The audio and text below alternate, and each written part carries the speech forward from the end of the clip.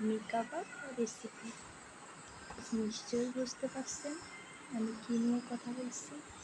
হ্যাঁ বন্ধুরা, আসসালামু আলাইকুম।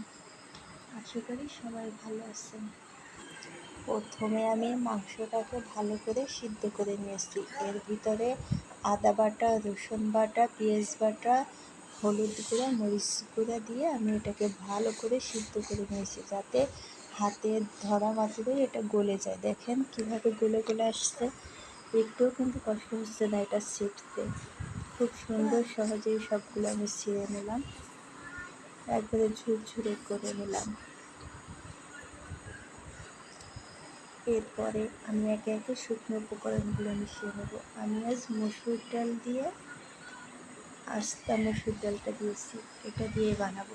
তারপরে বেসন দিয়ে দিলাম 1 কাপ, পরিমাণ ছোটো 1 কাপ, পেঁয়াজ কুচি, মরিচ কুচি আর জিরা গুঁড়া দিয়ে এটাকে মেখে নেব।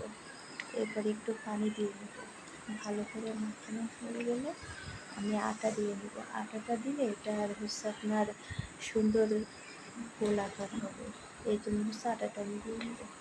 যেহেতু বলেছি আমি একটু ভিন্নভাবে বানাবো আজ, তাই। তারপর এটাকে আমি সুন্দর শেপ দিয়ে নেব শামি কাবাবে। একে একে আমি এভাবে বানিয়ে নেব।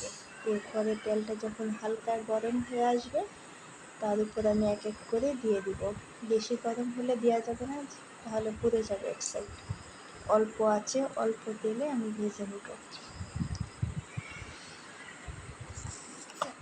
দেখেন কত সুন্দর মুচমুচে হয়ে আসছে।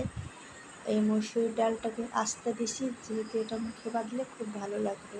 আপনারা একবার বাসায় বানিয়ে দেখবেন, খুব মজা।